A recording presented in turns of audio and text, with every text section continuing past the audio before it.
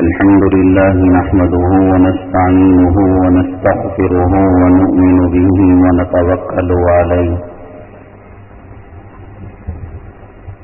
ونعوذ بالله من شرور أنفسنا ومن سيئات أعمالنا من يهده الله فلا مضل له ومن يضلله فلا هادي له ونشهد أن لا إله إلا الله وحده لا شريك له ونشهد أن سيدنا ومولانا محمدا عبده ورسوله صلى الله عليه وعلى آله وأصحابه وبارك وسلم تسليما كثيرا كثيرا أما بعد فأعوذ بالله بسم الله الرحمن الرحيم ولا تقولوا لمن يقتل في سبيل الله أموات قال النبي صلى الله عليه وسلم الجنة تحت ظلال السيوف أو كما قال النبي عليه الصلاة والسلام رب اشرح لي صدري ويسر لي أمري واحلل عقدة من لساني يفقهوا قولي اللهم صل على سيدنا مولانا محمد في أول كلامنا اللهم صل على سيدنا مولانا محمد في أوسط كلامنا اللهم صل على سيدنا مولانا محمد في آخر كلامنا. معزز سامعین کرام،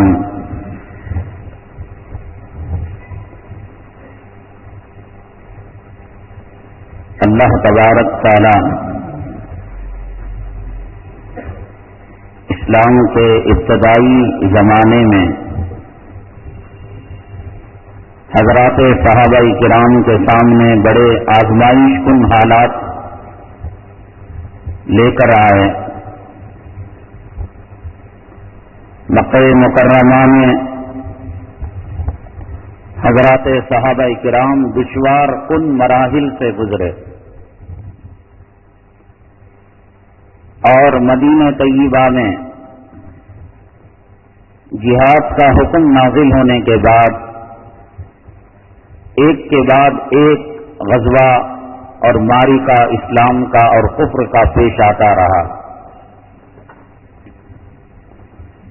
پھر اس کے بعد اللہ تبارک تعالیٰ نے مسلمانوں کو فتح مکہ نصیب فرمائی.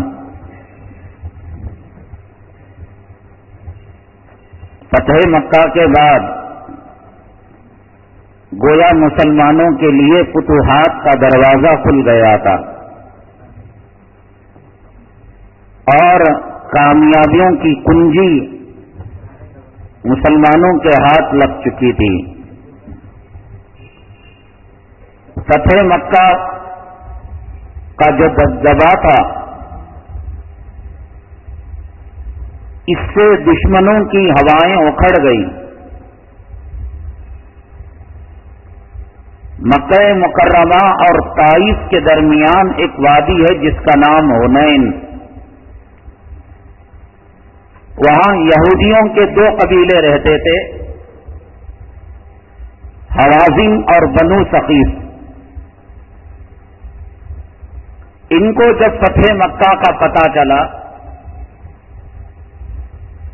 کہ مسلمان اتنی شان و شوکت کے ساتھ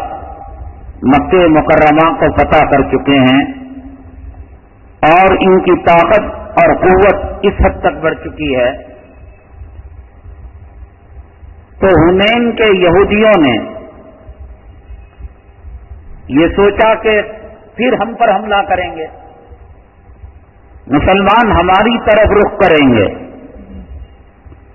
قبل اس کے کہ مسلمان ہماری طرف رخ کریں، ہم ہی کیوں نہ مسلمانوں پر حملہ کریں؟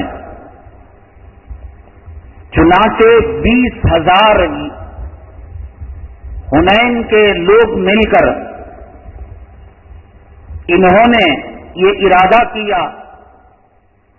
نبی کریم جناب محمد الرسول اللہ صلی اللہ علیہ وسلم اور آپ کی مبارک جماعت پر چڑھائی کریں گے۔ قبیلے حوازن اور بنو ثقیف جنگ کے اندر بڑی مہارت رکھا کرتے تھے، تلوار چلانے میں اور تیر اندازی میں بہت ان کو مہارت تھی۔ ان کو ناز تھا اپنی تعداد پر، اپنی قوت پر، اپنے ہنر پر، اپنی تلوار بازی پر اور اپنی تیر اندازی پر۔ اور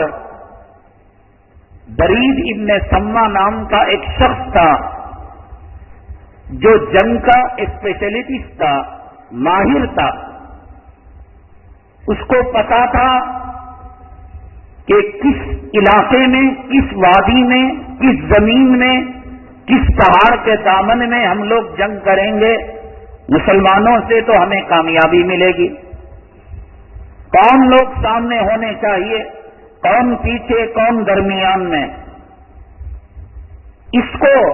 امیر بنا کر حنین کے لوگ وہاں سے نکلے اور درمیان میں ایک وادی میں جب پہنچے تو دیکھا کہ بچوں کی رونے کی آواز آ رہی ہے۔ درید ابن سما جو ماہر جنگ تھا اور اس قافلے کا امیر تھا، اس نے قبیلے کے سردار سے پوچھا کہ یہ بچوں کی رونے کی آواز کیسے آ رہی ہے؟ انہوں نے کہا کہ لوگ جنگ سے اس لیے بھاگتے ہیں کہ ان کی بیویاں پیچھے ہیں اور اولاد پیچھے ہے، اور ہم اس جنگ کے اندر خاندان اور قبیلوں کو ساتھ لے کر آئے تاکہ کوئی آدمی جنگ سے بھاگے ہی نہیں۔ بیوی کی وجہ سے بھاگنا چاہتا ہے، بیوی جنگ میں موجود ہے، بچوں کی وجہ سے بھاگنا چاہتا ہے، بچے جنگ میں موجود ہیں۔ درید ابن سما نے کہا یہ تم نے جو کیا غلط کیا ہے،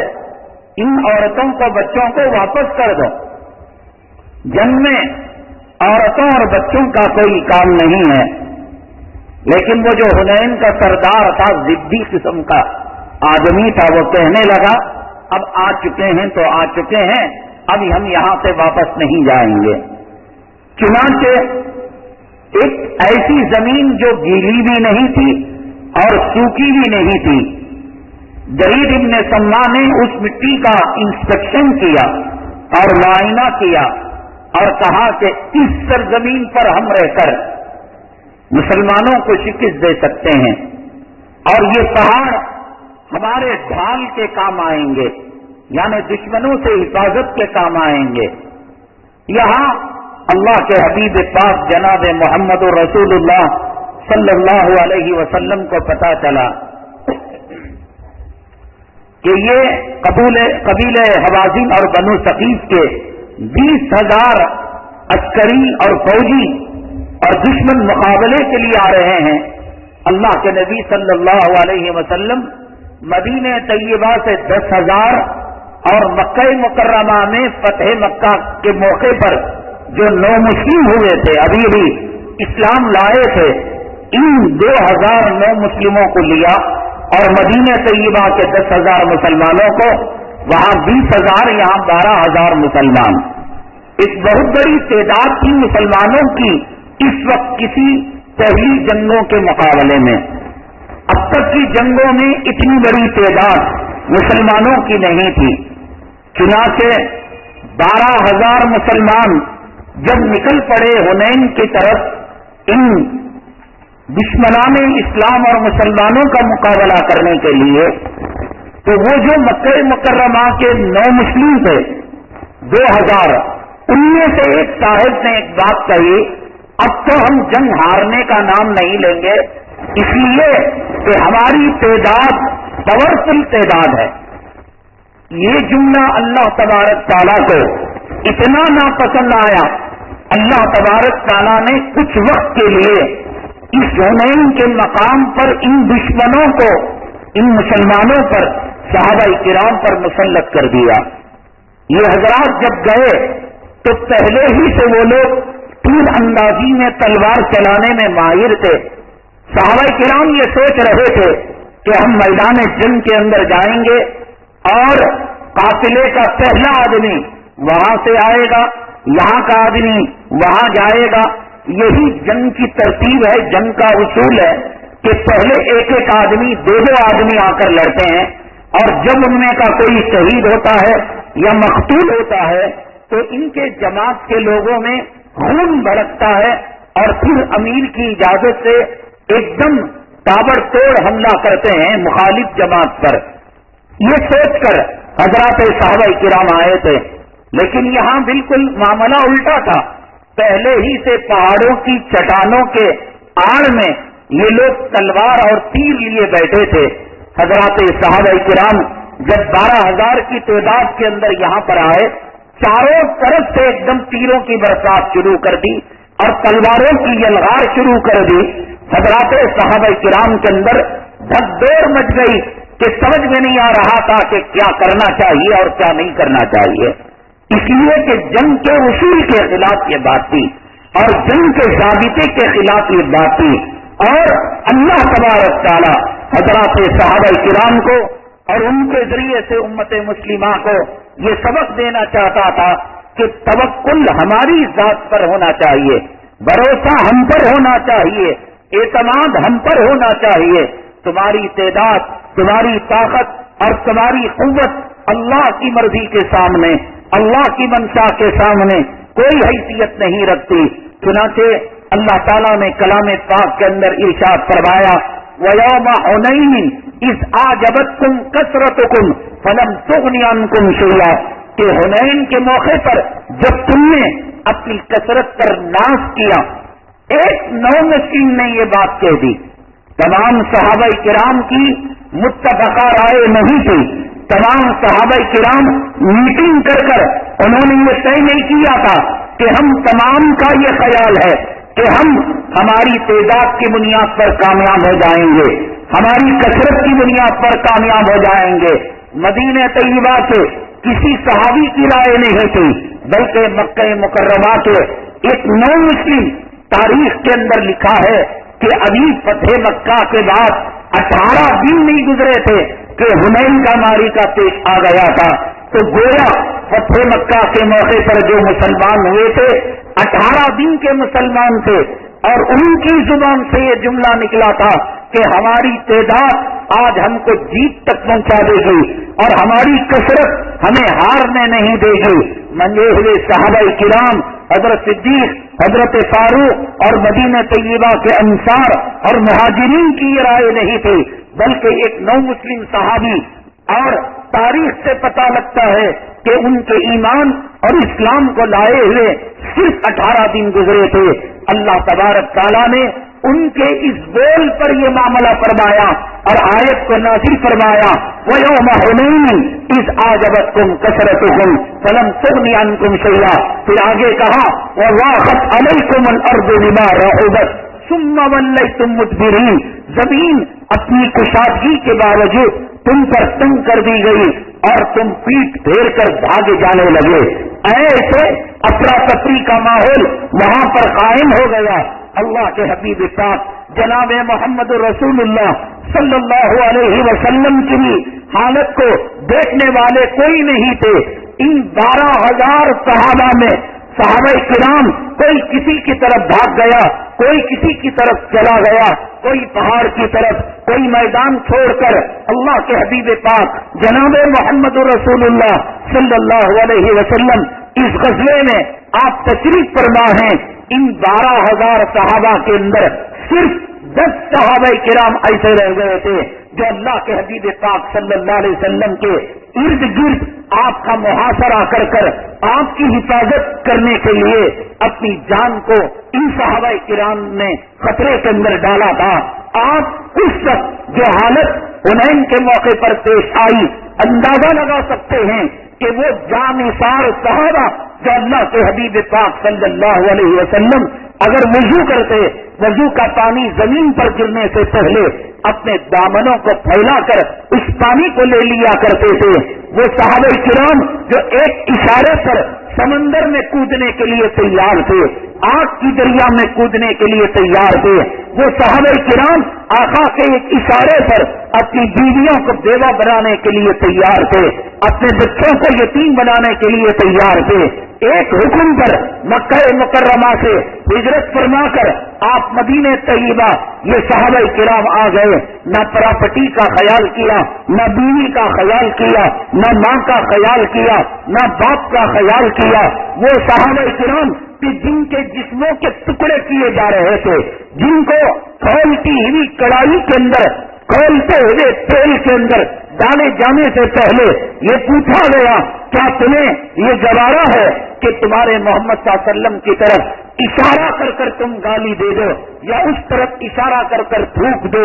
کھولتی ہوئی کڑائی کے اندر مرتے ہوئے جھلستے ہوئے انسانوں کو دیکھا, لیکن آقا کی طرف اشارہ کر کر گالیاں دینا انہوں نے برداشت نہیں کیا, اور آقا کی طرف اشارہ کر کر تھوکنا انہوں نے برداشت نہیں کیا. لیکن کیا حالت پیش آئی تھی, دشمن کیسے ان پر مسلط ہوا تھا, اور تلواروں اور تیروں کی برسات کیسے ہو رہی تھی, اس کا اندازہ اس سے لگا سکتے ہیں کہ 12,000 صحابہ کرام کے اندر صرف 10 صحابہ رہ گئے تھے جن کے دل میں آقا کا خیال تھا, آقا کی جان کا خیال تھا. بقیہ پورے صحابہ کرام افراتفری کے اندر مبتلا ہو گئے تھے, ادھر ادھر کوئی بھاگ رہے تھے, کوئی جو ہے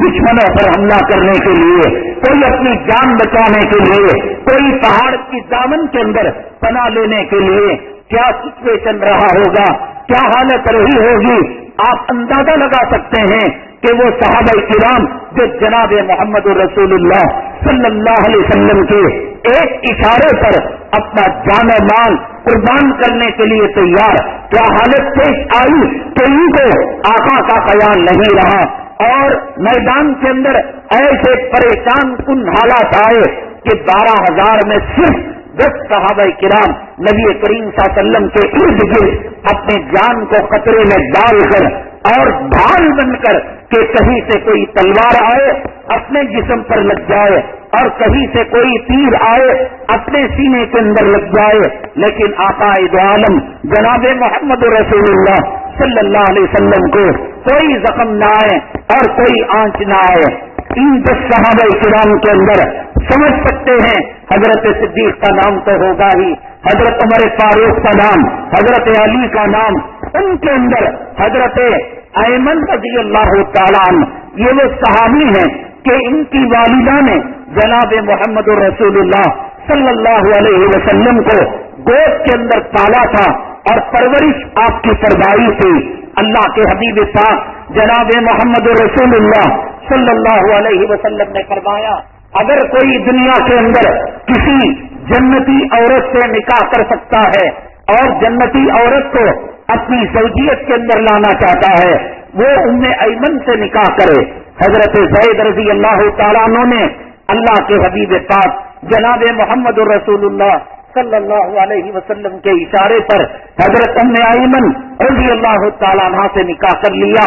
اس لیے کہ آپ نے فرمایا اگر کوئی جنتی عورت سے نکاح کرنا چاہتا ہے وہ ام ایمن, اور آپ کا لقب برکہ تھا. برکہ کے معنی برکت والی عورت, یعنی جس کے گود کے اندر عالم کی برکتیں سمیٹ دی گئی ہوں, جس کے گود کے اندر نبی کریم جناب محمد رسول اللہ صلی اللہ علیہ وسلم پرورش پائے ہوں اور کھیلے ہوں, آرام فرمائے ہوں. بھلا کائنات کے اندر اس سے قیمتی کوئی گود ہو سکتی ہے. یہ ایمن رضی اللہ تعالیٰ عنہ کے والد ہیں ام ایمن, اور ان سے نکاح کیا ہے حضرت زید بن حارثہ رضی اللہ تعالیٰ عنہ نے. اور ان کے بیٹے حضرت اسامہ ابن زید رضی اللہ تعالیٰ عنہ تولد فرمائے ہیں۔ بہرحال یہ ایمن وہ صحابی ہیں جو ایمن سے پیدا ہوئے، جن کو ایمن وہ خاتون ہیں جنتی، جن کے بارے میں اللہ کے نبی صلی اللہ علیہ وسلم نے فرمایا اگر دنیا میں کسی خاتون جنت کو دیکھنا ہو اور جنتی عورت کو دیکھنا ہو، ایمن رضی اللہ تعالیٰ عنہ کو دیکھ لے۔ اور کوئی اپنی زوجیت کے اندر جنتی عورت کو لانا چاہتا ہو، ایمن سے نکاح کرے تو چنانچہ ایمن ایک جنتی خاتون ہیں اور ان کے صاحبزادے ہیں حضرت ایمن رضی اللہ تعالیٰ عنہ۔ غزوہ حنین کے موقع پر اللہ کے حبیب پاک جناب محمد رسول اللہ صلی اللہ علیہ وسلم کی حفاظت کے وہ 10 احباب، وہ 10 صحابہ کرام، وہ 10 خوش نصیب جو ہے فوجیوں کا مورچہ جو اللہ کے حبیب پاک صلی اللہ علیہ وسلم کی حفاظت کے لیے قائم تھا، ان میں سے ایک آپ بھی ہیں۔ اور اتنا آپ نے حفاظت کی کہ مقابلے میں جو تلوار آئے اور جو تیر آئے، حضرت ایمن رضی اللہ تعالیٰ عنہ نے اپنے جسم پر ان تلواروں کی مار کو لے لیا اور ان تیروں کو سہ لیا، لیکن کوئی مجال تھی کہ آپ کے جیتے جاگتے کوئی تیر اللہ کے حبیب پاک صلی اللہ علیہ وسلم تک پہنچ پاتا، اور کوئی تلوار کی نوک اور کوئی تلوار کے ضرب نبی کریم جناب محمد رسول اللہ صلی اللہ علیہ وسلم تک پہنچ پاتی۔ چنانچہ حضرت ایمن رضی اللہ تعالیٰ عنہ آقائے دو عالم جناب محمد رسول اللہ صلی اللہ علیہ وسلم کی حفاظت کرتے کرتے اور آنے والے تیروں کو سہتے سہتے اور تلواروں کی ضربوں کو سہتے سہتے اللہ کے حبیب پاک جناب محمد رسول اللہ صلی اللہ علیہ وسلم کا دیدار بھی فرما رہے تھے اور حفاظت بھی فرما رہے تھے، اور اسی حالت کے اندر انہوں نے جام شہادت نوش کر لیا۔ بہرحال آپ نے دیکھا کہ اس غزوہ حنین کے موقع پر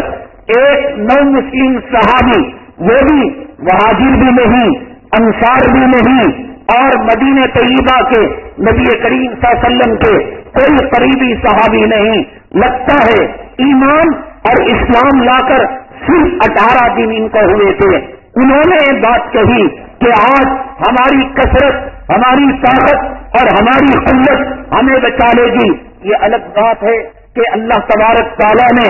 اس وقت شکست کے بعد، افراتفری کے بعد، اللہ تبارک تعالیٰ نے غزوہ حنین کے اندر بانسا پلٹا اور اللہ تعالیٰ نے حضرات صحابہ کرام کو فتح اور کامیابی سے ہمکنار کیا، اور کافروں کو اور قبیلے بنو ثقیف اور بنو حوازن کے یہود و نصارہ کو بڑی شکست اور ذلت اور رسوائی کا سامنا کرنا پڑا۔ یہ الگ بات ہے، اللہ تعالیٰ نے مدد نازل فرمائی، لیکن یہاں یہ بات غور کرنے کی ہے کہ آج جو لوگ یہ کہتے ہیں کہ آج مسلمانوں کے پاس طاقت نہیں، آج مسلمانوں کے پاس قوت نہیں، آج مسلمانوں کی حکومت نہیں، آج مسلمانوں کی سلطنت نہیں، آج مسلمانوں کے پاس پیس نہیں، آج مسلمانوں کے پاس ٹیکنالوجی نہیں، مسلمان ایک قوت بن جائیں، مسلمان ایک جمعیت بن جائیں، مسلمان سپر پاور بن جائیں، کہاں نہتے مسلمان، کہاں پیون لگے کپڑے پہننے والے مسلمان، کہاں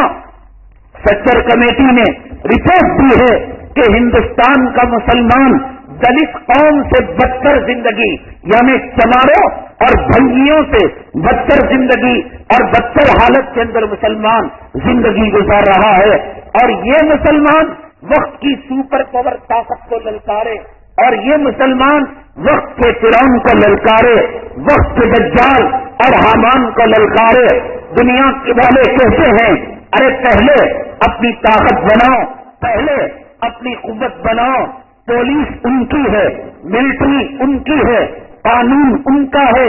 جج ان کے ہیں، حکومت ان کی ہے اور سلطنت ان کی ہے۔ یہی بات تو ایک نو مسلم نے کہی تھی مکہ مکرمہ کے جو 18 دن ہوا تھا ایمان لا کر، اسلام لا کر، کہ آج ہماری طاقت اور ہماری قوت اور ہماری کثرت اور ہماری جمعیت ہمیں ہارنے نہیں دے گی۔ اللہ تبارک تعالیٰ نے اس ایک نو مسلم صحابی اور نو مسلم مسلمان کے بول پر یہاں 12,000 مسلمانوں کے اندر افراتفری کو پیدا کر دیا.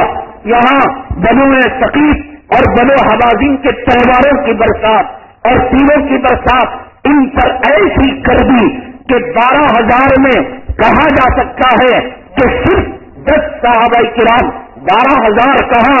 اور 10 کہاں کہ 10 ایسے تھے جن کے ہوش اور حواس اپنی جگہ پر باقی تھے. یہ غزوہ حنین مسلمانوں کو یہ سبق دیتا ہے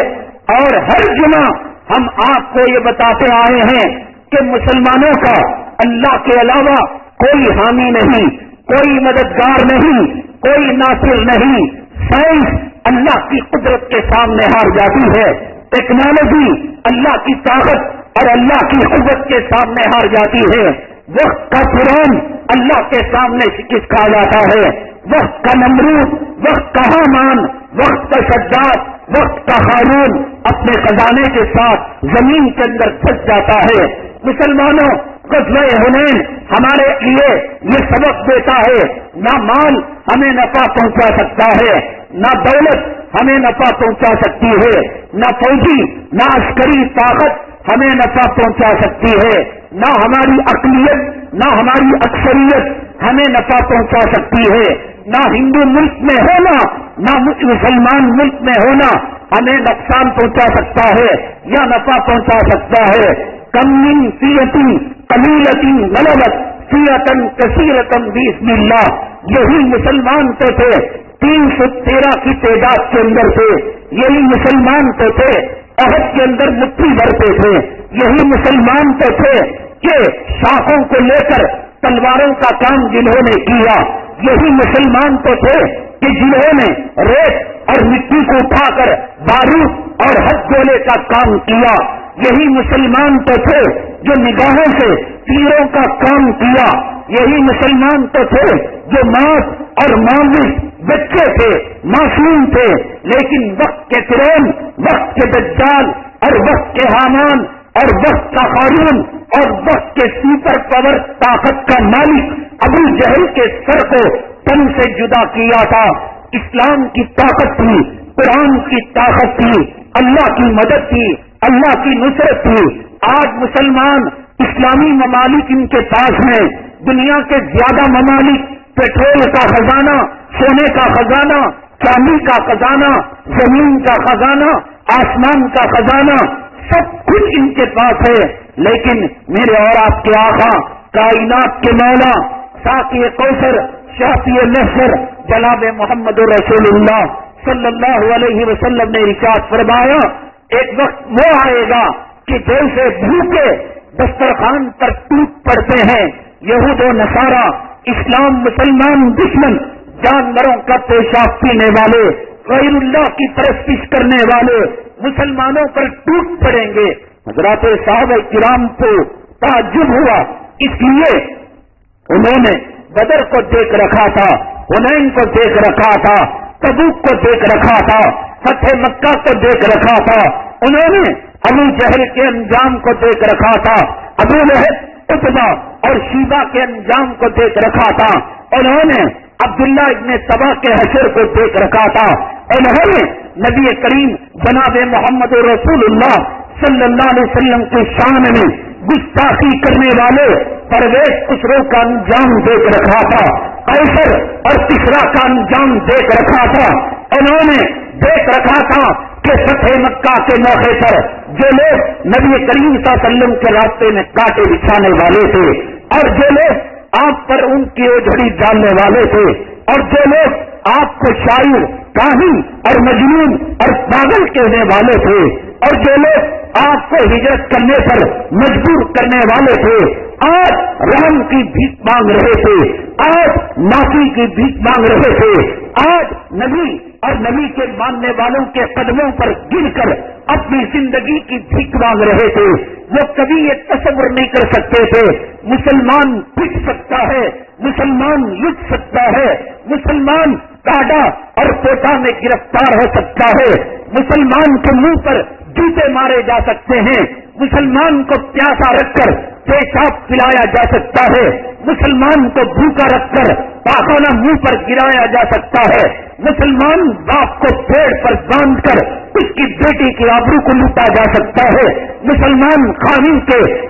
سامنے اس کے ہاتھ پیر مار کر باندھ کر اس کی بیٹی کی آبرو لوٹی جا سکتی ہے۔ یہ خواب و خیال کے اندر بھی تصور نہیں کر سکتے تھے۔ وہ یہ سوچ سکتے تھے کہ سمندر پر ہم گھوڑے دوڑا سکتے ہیں، وہ یہ سوچ سکتے تھے ہماری اشارے پر ڈوبنے والا سورج رک سکتا ہے، وہ یہ سوچ سکتے تھے کہ ہمارے اشاروں سے بادلوں کا رخ مڑ سکتا ہے، وہ یہ سوچ سکتے تھے کہ دریائے نیل کی طغیانی ہمارے خط سے اس کی طغیانی ختم ہو سکتی ہے۔ لیکن مسلمان ذلیل ہے، مسلمان تباہ ہو، مسلمان پیٹے، مسلمانوں کی آبادی کو خالی کر دیا جائے، مسلمانوں کو گرفتار کر کر ان کو جوتوں کی برسات کی جائے، لاٹھیوں کی برسات کی جائے، یہ خواب و خیال کے اندر بھی نہیں سوچ سکتے تھے۔ اس لیے اللہ کے حبیب پاک جناب محمد رسول اللہ صلی اللہ علیہ وسلم سے عرض کیا، اے اللہ کے حبیب پاک صلی اللہ علیہ وسلم،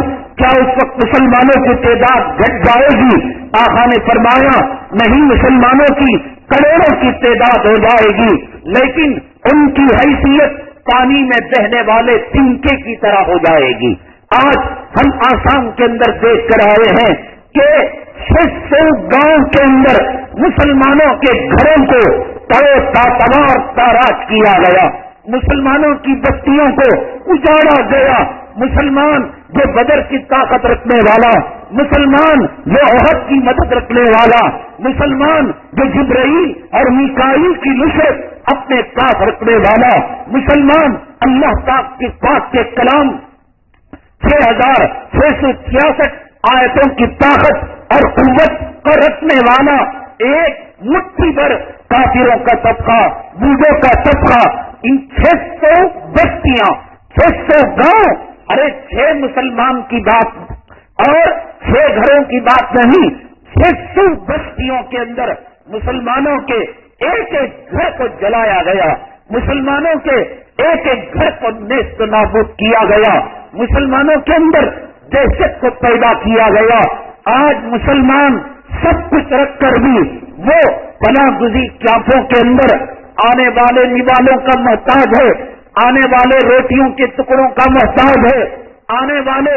آب دانے کا محتاج ہے۔ آج مسلمان حکومت، کافرانہ حکومت کی طرف سے دی جانے والی ہر کوئی ٹرک گزرتی ہے اور کوئی پردیسی آتا ہے اور کوئی کار اور کوئی جیپ وہاں سے گزرتی ہے، وہاں کے بچے پناہ گزین کیمپوں میں رہنے والے یہ سوچ کر کہ آج ہمارے ننگے بدلوں پر کوئی چیتڑے ڈالنے والا آ گیا، یہ سوچ کر کہ آج ہماری ماں چولہے کے اندر آگ جلائے گی اور ہمارے پیٹ کی آگ بجھے گی، یہ سوچ کر کہ ہمارے سروں پر سایہ ڈالنے کے لیے اور سروں پر شفقت کا ہاتھ رکھنے کے لیے کوئی آ گیا۔ لاکھوں پناہ گزین کیمپوں کے اندر ایک ہندو نہیں، ایک بوڈو نہیں، ایک کافر و مشرک نہیں، نگاہ اٹھا اٹھا کر عالم اسلام کے مسلمانوں کی طرف دیکھ رہے ہیں۔ آج یہ حالت مسلمانوں کے ساتھ کیوں پیش آئی؟ کیوں چھن چھن کر ایک ایک مسلمان کے مکان کو جلایا گیا، ایک ایک مسلمان کے دکان کو جلایا گیا؟ یہ الگ بات ہے کہ وہ بوڈو لینڈ بنانا چاہتے ہیں اور حکومت ان کو ساتھ دے رہی ہے، جیسے کہ آپ دیکھ رہے ہیں کہ ملک شام کے اندر اقوام متحدہ مداخلت نہیں کر رہی ہے، اس لیے کہ مارنے والا بھی دشمن بشار الاسد جو شیعہ ہے اور شیعہ امریکہ کا دشمن جسے مار رہا ہے مسلمان، وہ بھی امریکہ کا دشمن، اس لیے مداخلت نہیں کر رہا ہے۔ حکومت کو پتا ہے کہ ان معصوموں کو جلایا جا رہا ہے، ان معصوموں کے مکانوں کو آگ کے حوالے کیا جا رہا ہے۔ دونوں حکومت کے دشمن ہیں، بوڑھے بھی دشمن ہیں اور مسلمان بھی دشمن ہے۔ اور مصیبت تو یہ ہے کہ گجرات کے فساد کے اندر غیروں نے مسلمانوں کی ہمدردی کی، بلکہ آج گجرات کے فساد کے اندر جو مجرم جن کو سزا سنائی گئی، ایک جو ہے احسان جعفری کی بیوہ اور دوسری ایک جو ہے غیر مسلم اور جو اس وقت سے لے کر اب تک مودی سرکار سے ٹکرا رہی ہے، ٹکر لے رہی ہے، کوئی دھمکی کی پرواہ نہیں، کوئی قتل کی پرواہ نہیں، جس کا نام سلوا کچھ ہے، اس نے جو ہے کیسوں کو لڑا اور مجرموں اور ملزموں کو قیصردار تک پہنچایا۔ ابھی حال کے اندر گجرات کی سرزمین کے اندر جو گجرات کے پاپیوں اور قاتلوں کو عمر قید سزا دی گئی، یہ صرف ایک عورت اور غیروں کی جو ہے کرم فرمائی ہے، لیکن یہاں جو فساد ہوا ہے آسام کے اندر، اس فساد سے پہلے میڈیا نے ہندوستان کے باشندوں اور ہندوستان کے رہنے والوں کے دل و دماغ کے اندر یہ بات بٹھا دی، یہ ہندو مسلم فساد نہیں ہے، یہ بوڈو اور غیر بوڈو کا فساد نہیں ہے، بلکہ یہ غیر ملکی لوگ یہاں پر آ گئے ہیں، بنگلہ دیشی آ گئے ہیں۔ اصل میں وہاں جو بہت سال پہلے، کوئی 100 سال پہلے، کوئی 50 سال پہلے بنگلہ دیش کے جو تارکین وطن اور مہاجرین جو آسام کے اندر آ گئے تھے، کوکرا جھاڑ جو سب سے زیادہ متاثرہ علاقہ ہے، تو اب ان کو ہندوستان کی میڈیا نے اور ہندوستان کے اخباروں نے یہ کہہ کر ذہن بنا دیا یہ ہندو مسلم فساد نہیں ہے اور یہ فساد فرقہ وارانہ فساد نہیں ہے، بلکہ یہ فساد بنگلہ دیشیوں کے خلاف فساد ہے۔ تو اس کے نتیجے کے اندر یہ ہوا کہ برادران وطن جو غیر مسلم گجرات کے فساد میں مسلمانوں کا ساتھ دے رہے تھے، اور آج بھی الحمدللہ ثم الحمدللہ ایک بہت بڑی برادران وطن کی ایسی تعداد جو جمہوری اور سیکولر ذہنیت کی حامل ہے، وہ مسلمانوں کے ساتھ ہے اور کہتی ہے کہ مودی نے جو کیا غلط کیا۔ اور 2002 کے فساد کے اندر جو دنگا ہوا، مسلمانوں عورتوں کی عزت اور آبرو کو جو لوٹا گیا اور ان کی بیٹیوں کو جو جلایا گیا اور ان کے خلاف جو سازش کی گئی، بڑے بڑے افسران سے لے کر بڑے بڑے پریس رپورٹر اور سیکولر اور جمہوری ذہنیت کے برادران وطن آج بھی مسلمانوں کے ساتھ ہیں، لیکن آسام کا المیہ یہ ہے کہ آسام کے فساد کو ملکی اور غیر ملکی فساد کا رنگ دے دیا گیا۔ یوٹیوب کے اندر، انٹرنیٹ کے اندر اور اخباروں کے اندر اور الیکٹرانک میڈیا کے اندر یہ بتا دیا گیا کہ بنگلہ دیشی گھس پیٹے آسام کے اندر داخل ہو چکے ہیں اور ڈپلیکیٹ راشن کارڈ بنا چکے ہیں، ووٹر آئی ڈی بنا چکے ہیں، مقامی سیاستدانوں کو ووٹ دینے کے نام پر اپنی شناخت بنا چکے ہیں، کہ لہذا وہاں کی حکومت بھی بوڈو کے خلاف نہیں ہوئی اور مسلمانوں کے اندر بھی جب ان کو مارا جا رہا تھا، ایک آن کی آن میں ملٹری کو بلایا جا سکتا تھا، پارا ملٹری فورس کو، پولیس کو مداخلت کے لیے لایا جا سکتا تھا، لیکن ذہن یہ دے دیا گیا کہ ملکی اور غیر ملکی فساد ہے، یہ گھس پیٹے ہیں اور بنگلہ دیش ملک کے اندر، ملک کے اندر ٹیلیویژن کا اور دہشت گردی کا اڈا ہو رہا ہے۔ ہندوستان کی ایئر انڈیا ہوائی جہاز کو جو ہائی جیک کیا گیا، اس کی تیاری بنگلہ دیش سے کر نیپال کو وہ لوگ آئے ہوئے تھے، اور سنی اور انڈین مجاہدین کے اڈے بنگلہ دیش کے اندر ہیں اور تربیتی کیمپ بنگلہ دیش کے اندر ہیں، اور وہیں سے مدرسوں کا جال اور مساجد کا جال بچھا کر انٹرویو لیا گیا۔ ایک بچے کو پوچھا جاتا ہے بتاؤ کافر کس کو کہتے ہیں، وہ بچہ یہ کہتا ہے جو اللہ کو نہ مانے اور رسول کو نہ مانے وہ کافر ہے۔ پھر دوسرے بچے سے پوچھا جاتا ہے کافر کی کیا سزا ہے، وہ کہتا ہے کافر ہمیشہ بھڑکتے ہوئے شعلوں میں رہے گا، آگ میں رہے گا، اسے سانپ کاٹیں گے، اسے بچھو کاٹیں گے۔ جو کافر کا ترجمہ اور کافر کا انجام ان بچوں کو بتایا گیا تھا، وہ بچوں نے ان جو ہے میڈیا کے رپورٹروں کو ان کے سوال کے جواب میں بتایا، اس چیز کو اجاگر کر انہوں نے قوم کو بتایا اور ملک والوں کو بتایا۔ طالبانہ ازم یہاں پر سکھایا جا رہا ہے، کافروں کے تعلق سے، برادران وطن کے تعلق سے نفرتیں ان کے خون کے اندر بوئی جا رہی۔ یہ مدرسے نہیں، یہ مساجد نہیں، یہ دہشت گرد کا نتیجہ یہ ہوا کہ جب بار بار اس قسم کی خبریں آپ نہیں جانتے کہ آسام کے فساد سے پہلے کئی مہینوں پہلے تک جو ہے اخباروں کے ذریعے سے، یوٹیوب کے ذریعے سے، فیس بک کے ذریعے سے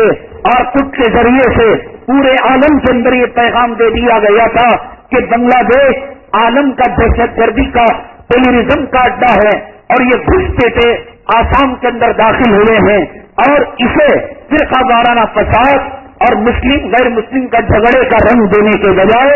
اس کو یہ کہہ دیا گیا کہ ملکی اور غیر ملکی فساد، اور پھر وہاں پر یہ ثابت کرنے کی کوشش کی گئی کہ ہندوستان کے اندر کشمیر کے بعد اگر مسلمانوں کی سب سے بڑی آبادی ہے وہ آسام کے کوکرا جھاڑ کی علاقے کی آبادی ہے، اور کہا کہ یہاں کے مقامی باشندوں کی نسلیں نہیں، ان کی اولاد نہیں، بلکہ بنگلہ دیش کے تارکین وطن اور مہاجرین یہاں آ کر یہاں مسلمانوں کے اندر دہشت گردی پیدا کر رہے ہیں۔ اس کی وجہ سے ان کے مکانوں کو جلایا جاتا رہا، ان کو قتل عام کیا جاتا رہا، تو کوئی برادران وطن میں سے ہندو کوئی ان کی مدد کے لیے نہیں آیا، جبکہ گجرات کے فساد کے اندر ہندوؤں نے مسلمانوں کو پناہ دی، ہندو آئی وٹنس بنے عدالت کے اندر، اور برادران وطن کافرین اور مشرکین نے مسلمانوں کا ساتھ دیا، اپنی دولت سے، اپنے پیسے سے، اپنے روپیوں سے، وکالت کے بڑے بڑے کر کے سپریم کورٹ کے اخراجات کو برداشت کیا۔ بہرحال اس کو رنگ دیا گیا کہ یہ ملکی اور غیر ملکی فساد ہے، چنانچہ عالمی ہمدردیاں اور ہندوستان کی برادران وطن کی ہمدردیاں ان سے ہٹ گئی، اور میڈیا نے بھی اس قتل عام کو جو مسلمانوں کا ہو رہا تھا اور ان کے گھروں کو جو جلایا جا رہا تھا، بعض گھروں کو یہ جو ہے اندر مسلمانوں کو رکھ کر باہر تالا لگا کر زندہ جلا دیا گیا، اور بعض جو ہے گھروں کو خالی کرا کر ان مسلمانوں کو بھگا کر ان گھروں کو جلا کر وہاں پر بلڈوزر چلائے گئے۔ اس لیے برادران وطن نے ہمدردی نہیں کی، یہ غیر ملکی ہیں، اور المیہ یہ تھا کہ مسلمان جو بنگلہ دیش سے آئے تھے انہوں نے آسامی زبان نہیں سیکھی تھی، یہ جو بنگلہ دیش کے مسلمان ہیں اور بنگلہ دیش کے رہنے والے ہیں ان کا بھی عجیب کلچر ہے، عجیب تہذیب ہے، جہاں جاتے ہیں اپنی تہذیب، اپنے کلچر اور اپنی زبان کے ساتھ رہتے ہیں۔ آپ جدہ میں چلے جائیں، آپ مکہ مکرمہ چلے جائیں، آپ مدینہ طیبہ چلا جائیں، یہ بنگلہ محلہ ہے، یہاں پر جگہ جگہ پان پھونکا ہوا ملے گا، یہاں ٹوٹی ہوئی بیڑیاں ملیں گی، وہاں کی بلدیہ اور وہاں کا کارپوریشن بھی ان کی طرف توجہ نہیں دیتا۔ یہ امریکہ میں رہیں، یہ برطانیہ میں رہیں، اپنی زبان پر رہتے ہیں۔ ان کا قصور اور ان کی غلطی یہ تھی کہ آسام کی تہذیب میں، آسام کے کلچر میں، آسام کے تمدن میں انہوں نے اپنے آپ کو ڈھالا نہیں تھا۔ وہی مچھلی پالن، مچھلی کھانا، اپنا پکانا، اپنے طور طریقے، اپنا الگ لباس، اپنی الگ تہذیب، اپنا الگ طور طریقہ، تو کبھی آسام کے اندر ڈھلے نہیں۔ اس وجہ سے بھی وہ لوگوں کی نگاہوں کے اندر کھٹکتے رہے، اور لوگوں نے ان کی مدد نہیں کی، یہ سوچ کر کہ یہ غیر ملکی ہیں۔ چنانچہ کئی مسجدوں کو شہید کر دیا گیا، اور کئی مدارس کو شہید کر دیا گیا، اور کئی علماء کو شہید کر دیا گیا، اور کئی علماء کے گھروں کو اجاڑ دیا گیا، اور تقریباً 20 لاکھ افراد اس وقت اب جو ہے آسام کے اندر مختلف کیمپوں کے اندر پناہ ہوئی ہیں۔ حکومت کی طرف سے جب سینٹرل گورنمنٹ نے ان پر دباؤ ڈالا اور پریشر کیا، سونیا گاندھی وہاں پر گئی اور پھر راہل گاندھی گئے، الحمدللہ وہاں کے مقامی علماء کرام، جمعیت علماء کے ذمہ دار، اور ہمارے اویسی صاحب حیدرآباد سے، اور کیرلا کی جو تنظیم ہے KFD والے،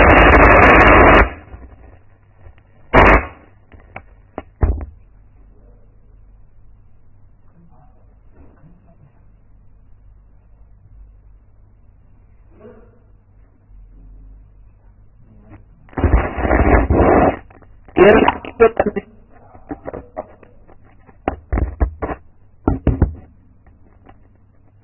بہت ساری تنظیمیں الحمدللہ وہاں پر گئی ہوئی ہیں.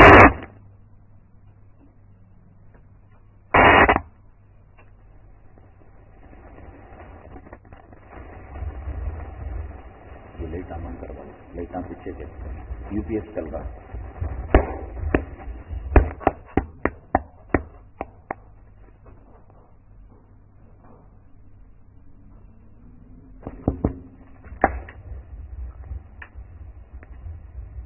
حکومت کی طرف سے صرف ان کو دال، چاول اور تیل دیا جا رہا ہے، نہ جسم پر کپڑے ہیں، نہ رہنے کے لیے سایہ ہے. الحمدللہ جمعیت علماء وہاں پر بہت اونچی خدمات انجام دے رہی ہیں. انہوں نے 20 ایکڑ زمین محمود مدنی والی جمعیت نے خریدا ہے اور حضرت اقدس استاد محترم حضرت مولانا ارشد صاحب مدنی دامت برکاتہ العالیہ نے جمعیت نگر بنانے کے لیے انہوں نے بھی زمین کو خریدا ہے. اور حضرت مدنی رحمت اللہ علیہ کے نام پر وہاں آسام کے ایک مشہور بزرگ ہیں حضرت مولانا احمد علی صاحب رحمت اللہ علیہ، احمد علی نگر، شیخ الہند نگر، مدنی نگر، شیخ الاسلام نگر کے نام پر کہیں 4 ایکڑ زمین، کہیں 5 ایکڑ زمین خرید لی گئی ہے. اب مسئلہ یہ ہے کہ جب کوئی باہر کی تنظیم ان مسلمانوں کی پرسان حال بن کر جاتی ہے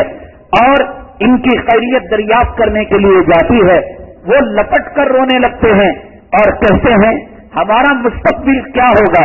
اس لیے کہ ہمارے مکانوں کے اندر جو ہماری شناخت کے کاغذات تھے، ہماری آئی ڈی تھی، ہمارا راشن کارڈ تھا، ہمارا ووٹر آئی ڈی تھا، انہوں نے جان بوجھ کر ہمیں کوئی چیز باہر لے جانے نہیں دی، تمام کاغذات کو جلا دیا. اب ہم ان کیمپوں میں آسمان کے سائے تلے اور زمین کے بچھونے کے اوپر ہم نے خود اپنے آنکھوں سے دیکھا کہ کئی بچے ہیں، ان بوڑھے ظالموں نے ان پر گولیاں چلائی. ذہن پہلے ہی بنا دیا تھا یہ غیر ملکی ہیں، یہ دہشت گرد ہیں، یہ مسجدوں اور مدارس کا جال پھیلا کر ہندوستان کے اندر دہشت گردی کو پھیلانا چاہتے ہیں. اس لیے وہاں کی مقامی حکومت اور مقامی برادران وطن نے ایک ذرہ برابر مسلمانوں کا ساتھ نہیں دیا. یہ اللہ کی مدد تھی، یہ اللہ کی نصرت تھی. اسکولوں کو، ہاسپٹلوں کو خالی کرایا گیا اور ان جو ہے وہاں سے خالی کیے ہوئے 600 گاؤں کے مسلمانوں کو ان جو ہے ہاسپٹلوں کے اندر اور ان سرکاری اسکولوں کے اندر ان کو رکھا گیا. اور تعلیم وہاں پر نہیں ہو رہی ہے اسکولوں کے اندر، اس لیے کہ یہ پریوار اور یہ فیملیاں وہاں پر چولہے جلا کر اپنا کھانا پکا رہے ہیں اور وہاں پر بیمار ہیں، وہاں پر زخمی ہیں. کئی بچے جن کے پیروں کے اندر گولی لگی، کئی عورتیں جن پر لاٹیاں برسائی گئی اور کئی بوڑھے کہ جن کے سر پر مرہم پٹی کی گئی ہے. ایسے لوگ یہاں پر موجود ہیں اور ان کا صرف ایک سوال ہے، کھانا تو مل رہا ہے، سایہ تو مل گیا، ہمارا مستقبل کیا ہوگا، ہم جائیں تو کہاں جائیں. اور حکومت کہتی ہے اور زیادہ دن ہم تمہیں پناہ گزین کیمپوں کے اندر نہیں رکھ سکتے. ان کو جب نکالا جاتا ہے راستے کے اندر، پھر یہ بوڈو کے ظالم لوگ دہشت گرد ان کو مار کر کھیتوں میں ان کی لاشیں ڈال دیتے ہیں. اگر بلو بل پر اپنے مکان تک پہنچ بھی جاتے ہیں تو یہ بوڈو لینڈ کا جو علاقہ ہے یہ وہ علاقہ ہے کہ ریزرو علاقہ ہے. 40 سیٹیں ان کی ہیں اور 6 سیٹیں اختیاری ہیں کہ اس میں عیسائی، مسلمان، ہندو کوئی بھی کھڑا ہو سکتا ہے. یہ سیمی حکومت، ایک سیمی گورنمنٹ ان بورڈوں کی ہے. وہاں پولیس ان کی ہے، وہاں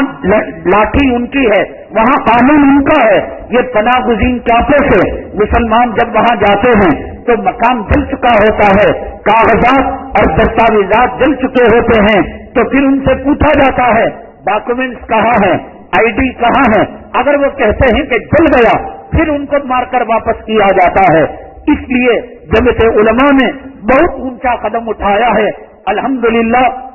جمعیت علماء کے علاوہ بھی KFD کی جو تنظیم کیرلا کی ہے بہت اونچا کام کر رہی ہے. انہوں نے چھوٹے چھوٹے کوٹرز بنا رکھے ہیں اور وہاں پر فیملیوں کو آباد کر رکھا ہے. اور جیسے کہ بتی اگربتی بنانا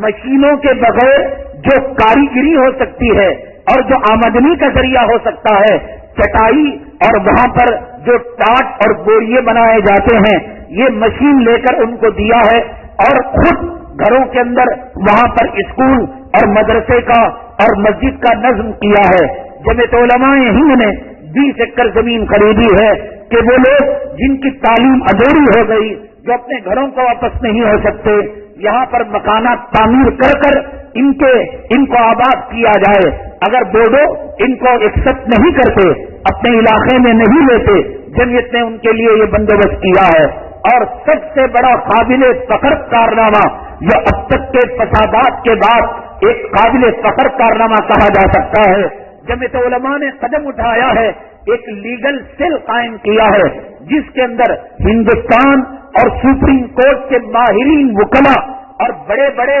جو ہے قانون کے ماہرین کا ایک سیل بنایا گیا ہے، جس کے اندر مسلمانوں کو کہا گیا کہ ڈرو نہیں، خوف نہیں کھاؤ، اور جنہوں نے تم کو مارا ہے، تمہارے مکان کو جلایا ہے، تمہارے بچوں کو دربدر کیا ہے، ان کی تم شناخت کرو. اور 18,500 FIR درج کرائے گئے ہیں. جمعیت علماء نے کہا ہے ایک ایک فسادی مجرم اور ایک ایک خونخوار بھیڑیے کو قانون کی پکڑ میں لا کر اس کو کیفردار تک پہنچایا جائے گا. اور پھر مزید 5,000 مقدمے ان ظالموں کے خلاف یہ جو ہے سیل قائم کیا ہے. الحمدللہ اس سے ان مجرموں کے حوصلے پست ہوں گے اور آئندہ فساد کرنے سے پہلے 100 مرتبہ سوچیں گے کہ یہ قانونی سیل مسلمانوں کا، جمعیت علماء کا ہمیں اپنی پکڑ میں لے لے گا. اور چونکہ حالات ابھی سنجیدہ ہیں، ابھی مسلمان اور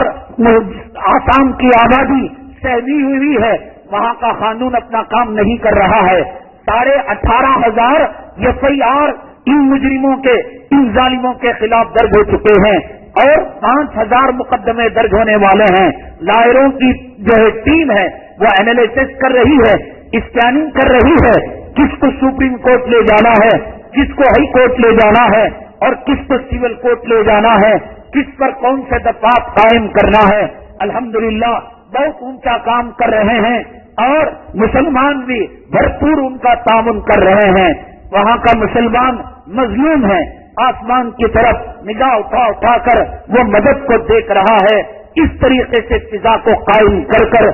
سارے عالم سے ان مسلمانوں کے رشتوں کو توڑ دیا گیا ہے، ان مسلمانوں کو کاٹ دیا گیا ہے. لیکن الحمدللہ ثم الحمدللہ ملک کے کونے کونے سے، گجرات سے، بامبئی سے، کیرلا سے اور یہاں کرناٹک سے، حیدرآباد سے مختلف قسم کی تنظیمیں ہر آئے دن وہاں پر جاتی ہیں. کوئی برتنوں کا کٹ لے کر جاتا ہے، کوئی ان کے لیے برقعے لے کر جاتا ہے اور کوئی ان کے کپڑے اور ساز و سامان. صفا بیت المال جو حیدرآباد کی ایک مضبوط ٹیم ہے، اس نے اپنے ڈاکٹروں کی ٹیم کو وہاں پر چھوڑ رکھا ہے جو کیمپوں کے اندر مریضوں کا معائنہ کرتے ہیں اور مریضوں کا علاج کرتے ہیں. انشاءاللہ مکانات تعمیر ہوں گے، شیخ الہند کالونی بھی بنے گی اور شیخ الاسلام کالونی بھی بنے گی. اور راہل گاندھی اور سونیا گاندھی اور سینٹرل حکومت کی طرف سے جب نمائندے وہاں پر گئے، جمعیت علماء کے ذمہ داروں نے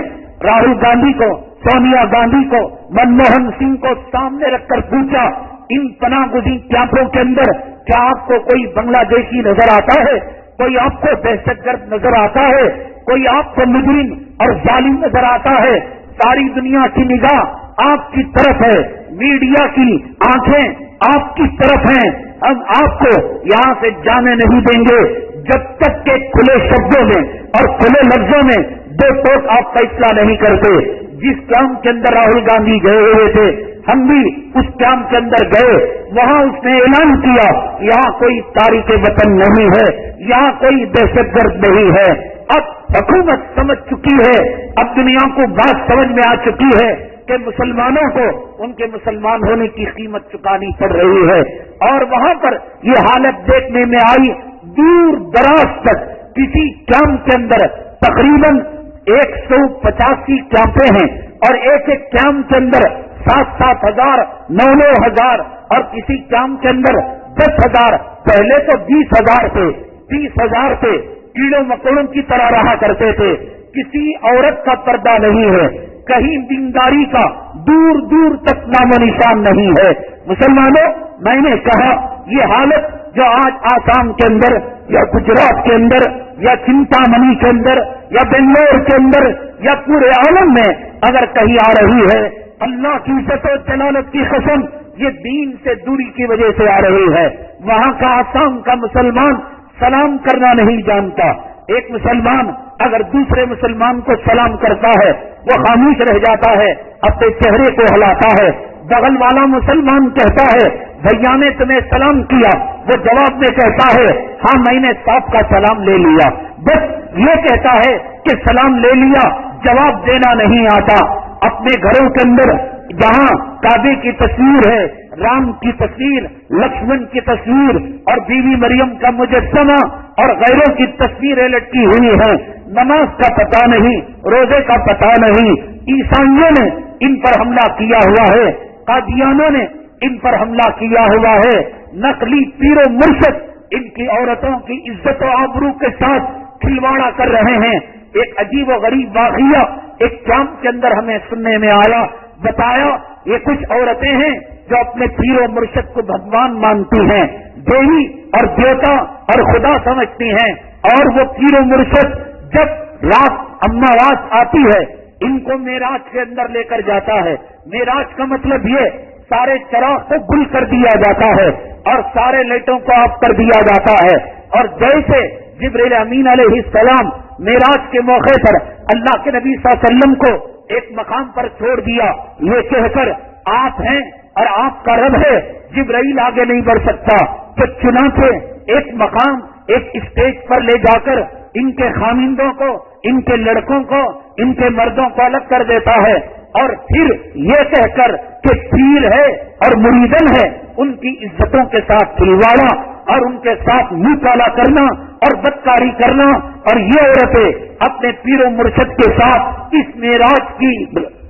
شب کا نام دے کر، اس اماواس کی رات کو معراج کا نام دے کر بدکاری کرنے کو فخر سمجھتی ہیں اور قابل فخر کارنامہ سمجھتی ہیں. نمازیوں کی تعداد نہ ہونے کے برابر ہے. دعوت و تبلیغ کا کام ہو رہا ہے لیکن ایک مخصوص طبقہ بس اپنے آپ کے اندر 6 نمبر کو کہہ رہا ہے اور 6 نمبر کو سن رہا ہے. بلکہ متاثرہ علاقے میں جب گئے، راستے کے اندر ایک میدان ملا کہ پتا چلا کہ 2 لاکھ مسلمان اجتماع کے نام پر جڑے ہوئے تھے. اگر ان کو دین بتاتے، اسلام بتاتے، مسلمانوں کی شان و شوکت بتاتے، قرآن کیا ہے بتاتے، ارے جس مسلمان کو سلام کا جواب دینا نہیں آتا اسے قرآن پڑھنا کیا کیسے آئے گا؟ جس مسلمان عورت کو یہ پتا نہیں اللہ کیا ہوتا ہے، پیر کیا ہوتا ہے اور مرشد کیا ہوتا ہے، اور اپنی عزت اور عصمت اور عزت اور پاک دامنی پیر و مرشد کے حوالے کر رہی ہے، وہاں اللہ کا عذاب نہیں آئے گا تو کیا ہوگا؟ اور حکومت کی طرف سے کوئی فیسلٹی ان تارکین وطن کو نہیں دی جا رہی ہے. نہ وہاں پر بجلی ہے، نہ وہاں پر صفائی ہے، نہ وہاں پر سڑک ہے. بس کیڑوں مکوڑوں کی طرح وہ زندگیاں گزار رہے تھے اپنے علاقوں کے اندر. ان کیمپوں میں دیکھ کر مجھے یہ بھی محسوس ہوا کہ شاید یہ لوگ اپنے علاقے سے یہاں پر آ کر راحت محسوس کر رہے ہیں، اس لیے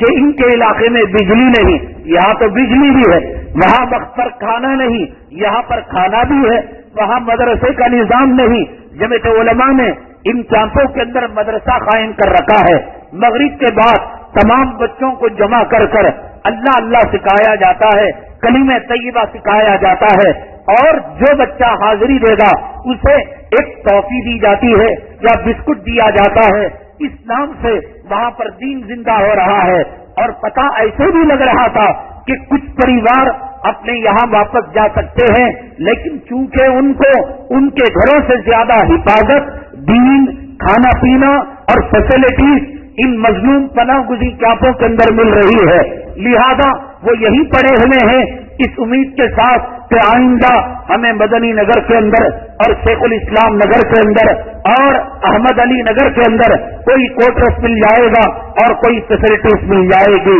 بہرحال مسلمانوں، آج جو حالت ہمارے ساتھ آ رہی ہے، ہماری کثرت ہمیں نہیں بچا سکتی، ہماری طاقت، ہماری قوت ہمیں نہیں بچا سکتی. ایک بات منبر رسول پر میں حلفیہ طور پر کہہ سکتا ہوں، آسام کے ان پناہ گزین جاتوں کے اندر میں نے مظلوموں کو دیکھا، ان کی آہ بکا کو دیکھا اور گولی لگے بچوں کو تڑپتا اور بلکتا دیکھا. لیکن میں آپ کو بتاؤں، اس سے بڑی دہشت گردی اور اس سے بڑی ظلم اور بربریت اور حیوانیت کا ننگا ناچ آپ تو توجہ نہیں کرتے.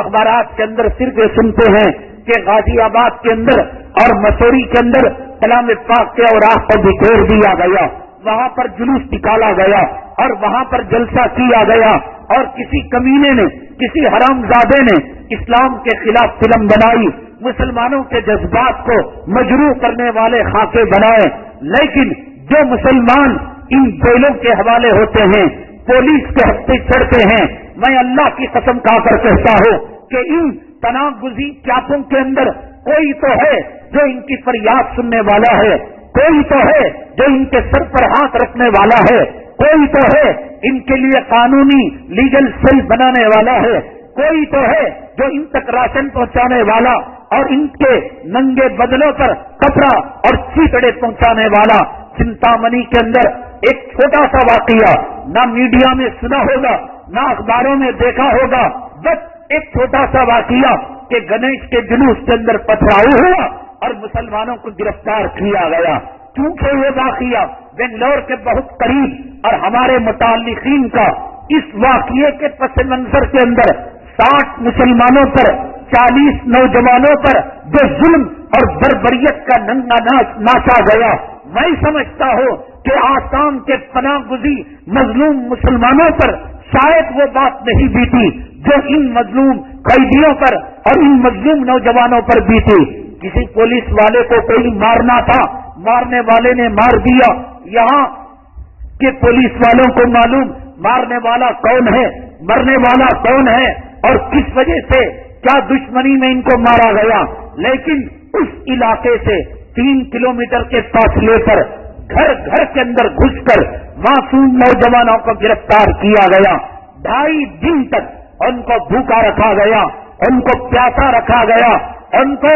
جو ہے صرف انڈر ویئر کے اندر ننگا رہنے پر، بلکہ لیڈیز کانسٹیبل ان کو دیکھ کر کہتی رہی کہ یہ ان کی شرمگاہوں کو بھی کھلا رکھا جائے. ماں بہنوں کی گالیاں دی گئی. ان میں سے ایک صاحب کہنے لگے، ہم آپ کے بیانات سن کر ہم کو غصہ آتا تھا کہ ہندوستان کا مسلمان پرامن ہے، ان کو بدر کی بات سنائی جاتی ہے، ان کو احد اور طائف کا واقعہ سنایا جاتا ہے. وہ صاحب اس واقعے سے گزرنے کے بعد کہنے لگے، ہاں مسلمانوں کو ان واقعات سے عبرت حاصل کرنی چاہیے، مسلمانوں کو بدر کا قصے سے عبرت حاصل کرنی چاہیے، مسلمانوں کو معاذ اور معاوض کی طاقت حاصل کرنی چاہیے. خالد بن ولید اور سلطان صلاح الدین ایوبی، حضرت ٹیپو سلطان شہید کی شجاعت اور بہادری لینی چاہیے. کہتے ہیں ایک ایک مسلمان نوجوان پر 20 آدمی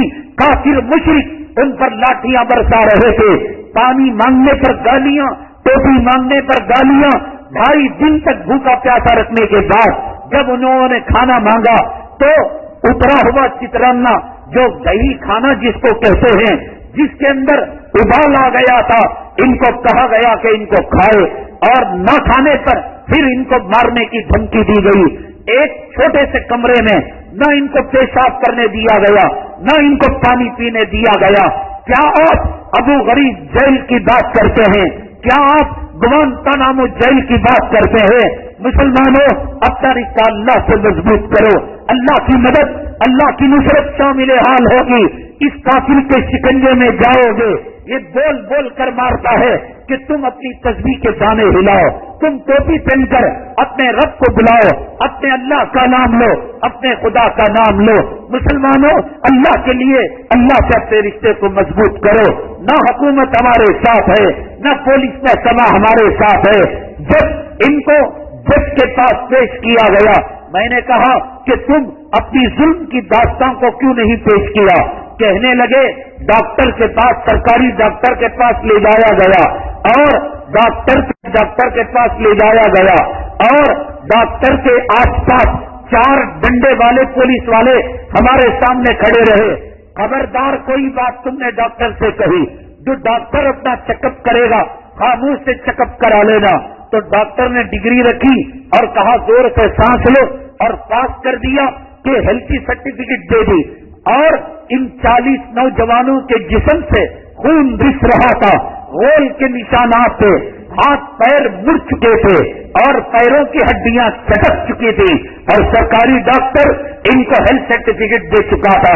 جب رات کے 2 بجے 2:30 بجے جج کے سامنے پروڈیوس کیا گیا اور ان کو سامنا کیا گیا، تو کہیں دور ان کو لاریوں کے اندر اپنے بیان کے اندر رکھا گیا، اور ان میں کا ایک آدمی جج کے سامنے گیا، ہیلتھ سرٹیفکیٹ پیش کیا کہ 40 کے 40 نوجوان ہمارے پاس صحت مند ہیں، کوئی زخم کا نشان نہیں، امن کے ساتھ ہیں۔ تو پھر اس نے پولیس کسٹڈی کے اندر اضافہ کر دیا، اور جس کو جیل بھیجنا تھا اس کو جیل کے اندر بھیج دیا۔ ایک نوجوان کو ماں بہن کی گالیاں دے کر یہ 1.5 روپے کی کانسٹیبل لیڈیز عورت ان پر جوتے برسا رہی تھی، ان کے چہروں کی سنتوں کو داڑیاں کہہ کر، آتنکوادی کہہ کر، پاکستانی کہہ کر منہ پر جوتے مار رہے تھے۔ یہ وہ لوگ نہیں تھے جنہوں نے پتھراؤ کیا تھا، یہ وہ لوگ نہیں تھے جو جس گنیش کے جلوس کے اندر فتنہ اور فساد کو بپا کیا تھا۔ ان کو پکڑنا ان کو معلوم، جب پکڑنا ہے پکڑیں گے۔ ان کے پکڑنے کے نام پر اگر اصل مجرم کو پہلے پکڑ لیں گے، ان کو نہیں پکڑا جا سکتا، لہذا اصل مجرم کے ٹارگٹ میں رکھ کر اس کا تعاقب کر کر ایک نوجوان، ایک مسلمان، حتیٰ کہ چنتا منی کے جو علاقے کے صدر صاحب ہیں، جامع مسجد کے ذمہ دار ہیں، ان کے اوپر جو ہے لاریوں کے چوری کا کیس فٹ کیا گیا اور عورت کے اغوا کرنے کا کیس فٹ کیا گیا۔ بہرحال ایسی حالتیں مسلمانوں پر آ رہی ہیں، اور یہ وہ خبر ہے جو خبر ہیڈ لائنز کے اندر نہیں آتی، اور یہ وہ خبر ہے جو اخبار کے سرخیوں کے اندر نہیں آتی۔ ان نوجوانوں سے جب بنگلور کا ایڈوکیٹ فورم جا کر جیل کے اندر ملاقات کیا، رو رو کر یہ کہہ رہے تھے کہ تم ہماری خیریت پوچھنے آئے ہو، زہر کیوں نہیں لائے؟ زہر دے کر مار دیتے۔ ہمیں جیلوں جو ہے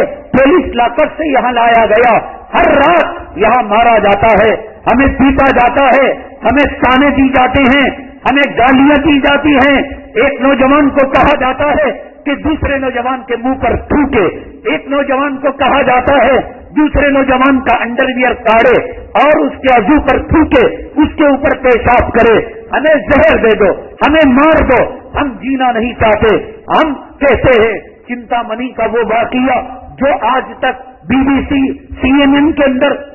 کوئی جو ہے بریکنگ نیوز اور ہیڈ لائنز نہیں بن سکا، اس کی یہ صورتحال ہے پورے ہندوستان کے اندر، کشمیر کے اندر، گجرات کے اندر، میرٹھ کے اندر، دلی کے اندر، مسوری کے اندر، غازی آباد کے اندر، جو ہم اخباروں کے اندر دیکھتے ہیں کہ پولیس نے اتنے نوجوانوں کو گرفتار کیا، تو سمجھ لینا کہ ان کے ساتھ کیا سلوک کیا جا رہا ہے اور ان کے ساتھ کیا معاملہ کیا جا رہا ہے۔ قانون کہاں گیا اور جمہوریت کہاں گئی، سیکولرزم کہاں گیا؟ ہم کہتے ہیں قاتل ہے مارو، چور ہے، زانی ہے، کڈنیپر ہے، اور بات ہے یہ کیا ہے کہ مسلمان ہونے کی سزا دی جا رہی ہے، تانا دیا جا رہا ہے، دہشت گردی کا لیبل ان پر لگایا جا رہا ہے۔ خدا نہ خواستہ اگر جیل سے نکل کر یہ معصوم لوگ آتنکوادی بن جائیں، دہشت گرد بن جائیں، ہاتھ کے اندر ہتھیار لے لے، ہاتھ کے اندر تلوار اور بھالا لے لے،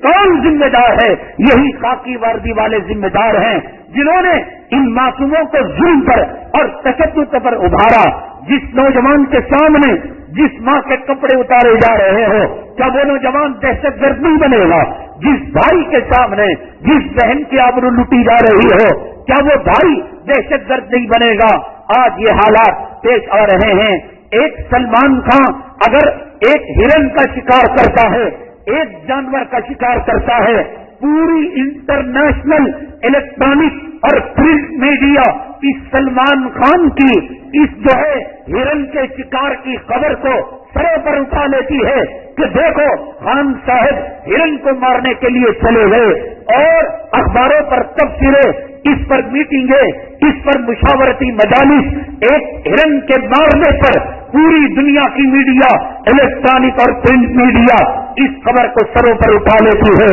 اور مسلمانوں کو چن چن کر ان کو بھوکا، ان کو پیاسا، ان کی زندگی کو تباہ اور تارا اور برباد کر دیا جاتا ہے، ان کے گھروں کو آگ لگا دی جاتی ہے، ان کے آنکھوں کے سامنے ان کی لاشیں نکال دی جاتی ہیں۔ اور ایک بات میں آپ کو بتا دوں آسام کے تعلق سے، چونکہ آسام کا حادثہ اور برما کا واقعہ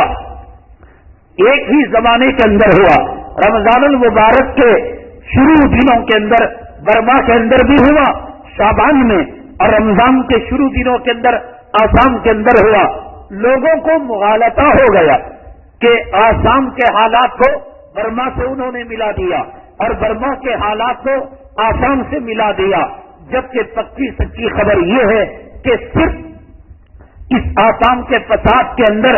96 لوگ قتل کیے گئے، اور اس کے اندر بھی 7 بوڈو لوگ تھے۔ اس مرتبہ مسلمانوں نے اپنی طاقت اور قوت اور بہادری کا مظاہرہ کرتے ہوئے ان کے علاقوں پر اور ان ظالموں پر بھی تابڑ توڑ حملہ کیا اور 7 لوگوں کو واصل جہنم کیا۔ تو اس کا مطلب یہ ہوا کہ 92 یا 90 لوگ ہی مسلمان شہید ہوئے، لیکن مسلمانوں کے اندر یہ بات ہے کہ عورتوں کی عزت و آبرو کو لوٹا گیا، ایسی کوئی بات نہیں، کیونکہ برما اور آسام کا واقعات ایک ساتھ ہوئے، اور برما کے اندر عورتوں کی عزتوں کو لوٹا گیا، اور برما کے اندر جو ہے زیادہ قتل کے واقعات ہوئے، تو مسلمانوں کو کنفیوژن ہو گیا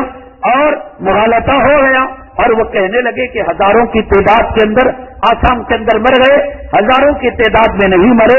96 مرے، اور پورا بایو ڈیٹا جمعیت علماء کے پاس موجود ہے۔ ان 96 کے اندر بھی 7 لوگ بوڈو اور 2 لوگ جو ہے جن کی شناخت ابھی نہیں ہو سکی۔ اس کا مطلب یہ کہ 80 پر 8 یا 80 پر 9 ہی مسلمانوں نے جام شہادت نوش کیا۔ اگر بوڈو چاہتے اس پورے علاقے کو گھیر کر سارے مسلمانوں کو جلا سکتے تھے، سارے مسلمانوں کو قتل کر سکتے تھے، لیکن ان کا مقصد مسلمانوں کو مارنا نہیں تھا اور مسلمانوں کو قتل کرنا نہیں تھا۔ ان کا مقصد یہ تھا کہ بوڈو لینڈ کے اندر غیر بوڈو کوئی نہ رہے۔ انہوں نے 1983 کے اندر ہندوؤں کو بھی مارا تھا، اس سے پہلے جو ہے 93 مسلمانوں کو بھی، اور ایک مرتبہ 113 مسلمانوں کو بھی شہید کیا تھا۔ یہ کوئی پہلا واقعہ نہیں۔ بوڈو اپنا ایک الگ علاقہ، اپنا الگ اسٹیٹ، اپنا الگ ملک بنانا چاہتے ہیں۔ جو رکاوٹ بننا چاہتا ہے دہشت پھیلا کر وہاں سے ان کو خالی کرانا چاہتے ہیں۔ مارنا ان کا مقصد نہیں تھا، دہشت پھیلا مارنا چاہتے، سارے علاقے کو گھیر کر سارے مسلمانوں کو شہید کر سکتے تھے۔ مسلمانوں کو مارا جائے تو مسلمانوں میں دہشت پھیلتی ہے، ان کے مقاموں کو جلایا جائے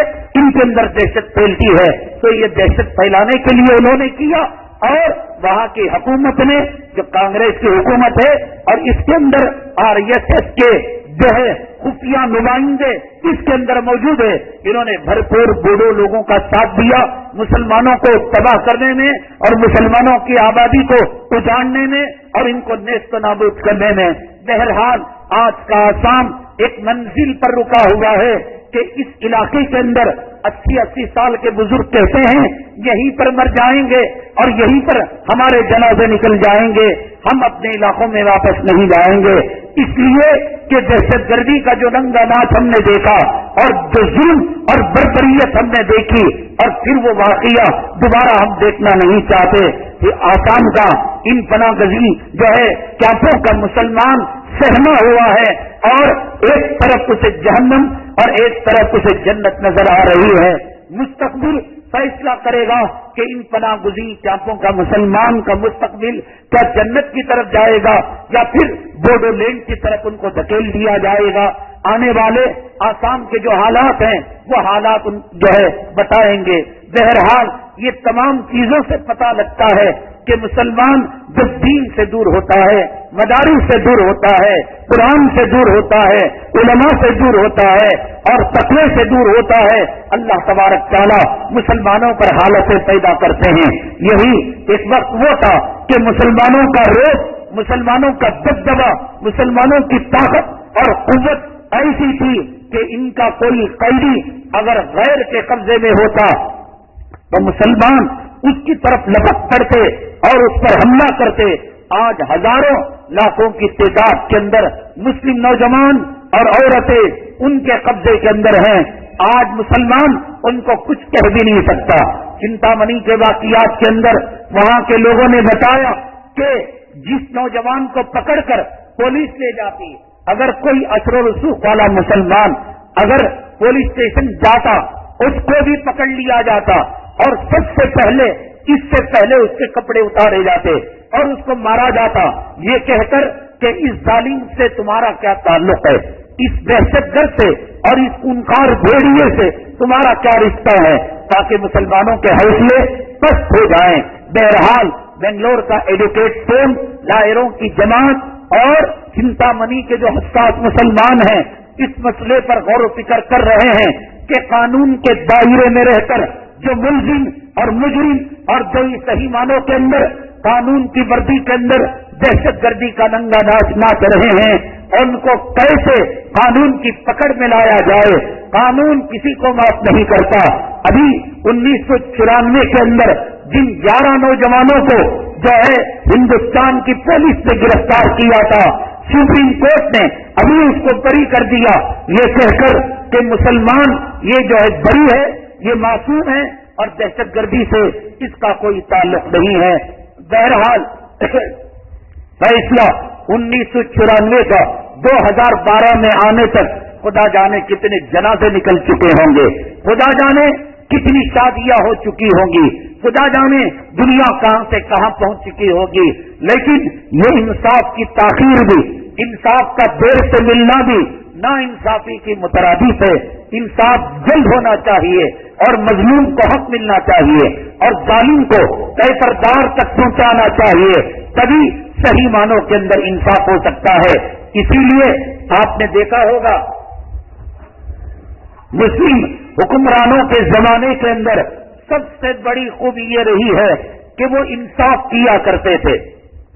نا انصافی ہرگز ان کے پاس موجود نہیں تھی. وہ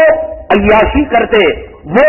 اپنے محل کے اندر ہزاروں کنیزوں، ہزاروں بادیوں کے ساتھ وہ جو ہے عیش و عشرت کی زندگی گزارتے. لیکن ایک جو ہے جانور پر بھی، ایک غریب پر بھی، ایک یتیم اور ایک جھوپڑ پٹی میں رہنے والے پر بھی وہ ظلم ہوتا ہوا نہیں دیکھ سکتے تھے. یہی واقعہ خراسان کی سرزمین کے اندر ہوا. ایک حاجی حج کے لیے تشریف لے گئے اور جب ان کے پاس فاضل پیسہ تھا، زائد پیسہ تھا، انہوں نے سوچا اس پیسے کو میں حج کے اندر لے کر جاؤں گا، یہ گم جائے گا، یہ ضائع ہو جائے گا. تو چنانچہ اس زمانے کے اندر بینک نہیں تھا، اس زمانے کے اندر لاکر نہیں تھے، تو ایک درخت ایرنڈ کا تھا، ایرنڈی کا جھاڑ جس کو کہتے ہیں، تو انہوں نے شراب کے لیے اس درخت کی جڑ کے اندر وہ بقیہ جو 1000 دینار تھے اس کو وہاں پر انہوں نے دفن کر دیا اور حج کے لیے گئے. اور حج سے جب واپس آئے تو دیکھا کھود کر تو پیسہ ان کا نہیں ہے اور امانت ان کی نہیں ہے. بڑے پریشان ہوئے اور زور زور سے چیخنے لگے اور کہنے لگے اے اللہ، زمین نے میرے پیسوں کو چرا لیا، زمین نے میرے پیسوں کو چرا لیا. لوگ ہنستے چلے جاتے. ایک آدمی نے پوچھا کیا زمین بھی چور ہوتی ہے؟ اس نے کہا ہاں ہاں. کہا کیا ماجرا؟ کہنے لگے میں حج کے لیے جانا چاہ رہا تھا اور گیا, میرے پاس روپیہ پیسہ زیادہ تھا, میں نے سوچا کہ یہاں پر دفن کر دو, دیکھو جب آیا تو زمین میں میرا پیسہ چرا لیا. تو اس جو ہے راہگیر مسافر نے کہا عزالدولہ جو قاضی صاحب ہیں آپ ان کے پاس اپنا مقدمہ دائر کیجیے, وہ آپ کو آپ کی امانت لوٹا دیں گے. تو یہ کہنے لگا خراسان کا تاجر کیا عزالدولہ علم غیب رکھنے والا ہے؟ میں نے جب رکھا کوئی دیکھنے والا نہیں, کوئی وٹنس نہیں اور کسی کو میں نے بتایا نہیں. وہ قاضی پیسے کس پیسوں کو مجھے واپس کروا دے گا؟ بھیا اگر میری بات پر یقین کرو, جاؤ مقدمہ دائر کرو, اللہ چاہے گا آپ کی امانت مل جائے گی. تو چنانچہ اس نے مقدمہ دائر کیا. عزالدولہ نے کہا کہ تم نے کہاں پر اپنا پیسہ زمین کے اندر گاڑا؟ اس نے کہا ایرنڈ کا درخت تھا اس کی جڑ کے اندر میں نے کیا. تو عزالدولہ نے یہ کیا کہ میرے علاقے میں جتنے حکیم لوگ ہیں, حکمت کرنے والے جو جڑی بوٹیوں سے علاج کرتے ہیں, ان کو میرے دربار میں بلاؤ. تمام حکما کو بلایا گیا. اس پورے علاقے میں 20-25 حکیم صاحبان ہوں گے. کہا کہ تم میں سے کسی نے ایرنڈ کے جڑ سے ابھی علاج کیا ہے؟ تو ایک حکیم صاحب نے کہا میں نے کیا ہے. کہا کس کا؟ کہا کہ بادشاہ کے دربار کے فلاں وزیر کے گھرانے کا. اس وزیر کو بلایا گیا اور پوچھا گیا کہ تمہارے گھر کے اندر کسی مریض کا علاج کیا گیا؟ کہا کہ ہاں کیا گیا. کہا اس علاج کے اندر ایرنڈ کے درخت کے جڑ کا استعمال ہوا؟ اس نے کہا ہاں ہوا. کہا کون تھا جو اس جڑ کو لانے والا تھا؟ تو وزیر نے کہا کہ میرے اپنے کام والے کو میں نے بھیجا تھا. تو کہا اس کام والے کو بلایا گیا اور کہا کہ تم ہی ہو جو ایرنڈ کے درخت کی جڑ کو لانے والے؟ اس نے کہا کہ میں لانے والا. کہا کہ عزت کے ساتھ ان کے اس تاجر کے حاجی صاحب کے 1000 روپے واپس کر دو. اس نے کہا کہ قسمیں کھائی, ارے واپس کرے گا یا قاضی صاحب تجھے جیل کے اندر ڈالیں گے. تو اب اس نے اقرار کر لیا. اس زمانے کے اندر LLB بھی نہیں تھا, لا بھی نہیں تھا. مسلمان کے اندر دین تھا, مسلمانوں میں تقویٰ تھا, مسلمانوں میں طہارت تھی, اللہ کی مدد اللہ کی نصرت مسلمانوں کے ساتھ شامل حال تھی. آج مسلمانوں کے پاس ڈگریاں ہیں, فکریاں ہیں, ملک ہے اور ملکوں کے خزانے ہیں. صرف ایک اللہ کی مدد نہ ہونے کی وجہ سے تھانے کے اندر ایک 1.5 کاس کی کانسٹیبل عورت کے ہاتھوں آج نوجوان عمر نام کا, فاروق نام کا, صدیق نام کا, طلحہ نام کا پٹ رہا ہے. آج مسلمانوں کے اندر تقویٰ آ جائے, طہارت آ جائے. آج مسلمان ریاکاری کے نام پر حج کرتا ہے, عمرہ کر رہا ہے. ایک اہم ترین عنوان ہم نے بزم قاسمی کا جو دیواری پرچہ نکالا ہے وہ یہی پرچہ نکالا ہے کہ بار بار حج کرنے والے ظالم کون ہیں. یہ اہم ترین عنوان حضرت علی حجویری رحمت اللہ علیہ حج کیے بغیر حاجی بن گئے. اس حاجی بننے کے اندر ایک عجیب و غریب راز تھا. اور وہ کیا راز تھا؟ وہ غریب پروری کا راز تھا. وہ کیا واقعہ؟ یہ سب چیزیں لے کر ہم اگلی جمعہ حاضر خدمت ہوں گے. اور اللہ کی مدد, اللہ کی نصرت کیسے اہل علم کے ساتھ, متقیوں کے ساتھ ہوتی ہے. سیدنا امام اعظم ابو حنیفہ رحمت اللہ علیہ کے پاس ایک عجیب و غریب مقدمہ پیش ہوا. اس زمانے کے اندر حضرت امام ابو حنیفہ رحمت اللہ علیہ کے تفقہ کا اور ان کے علم کا اور ان کے تقوی کا اثر اتنا تھا کہ وقت کے چوروں کو بھی فقہ کے مسائل کا علم تھا. آج کے آسام کے مسلمانوں کو سلام کا جواب دینا نہیں آتا. حضرت امام اعظم ابو حنیفہ رحمت اللہ علیہ کے زمانے کے چوروں کو فقہ کے مسائل کا علم تھا. ایک چور ایک گھر کے اندر چوری کرنے کے لیے گیا اور ڈاکہ ڈالنے کے لیے گیا. چوری سے فارغ ہو گیا, ڈاکے سے فارغ ہو گیا, جانا چاہ رہا تھا کہ گھر والے میاں بیوی جگ گئے اور چور کو پکڑنا چاہا. چور نے اپنا ہتھیار نکال لیا. اپنی جان کی امان چاہتے ہو اور سلامتی چاہتے ہو, مجھے اپنا راستہ ناپنے دو, میں اپنے راستے سے نکل جاؤں گا. ہاں میں جا رہا ہوں اور مال بھی لے کر جا رہا ہوں. تو ان میاں بیوی نے چور کو پہچان لیا. کل کہیں عدالت کے اندر قاضی صاحب کو نہ بتا دیں کہ فلاں آدمی نے میرا مال چوری کر لیا. اس چور کو فقہ کے مسائل کا علم تھا. اس چور نے کہا کہ سر پر, کنپٹی پر, گلے پر چھری رکھ کر میاں بیوی سے قسم لی, حلف لیا, کہا کہ اگر تم نے میری چوری کے بارے میں کسی کو بتایا کہ میں نے چوری کی، میں نے مال تمہارے گھر سے اٹھا کر لے کر گیا،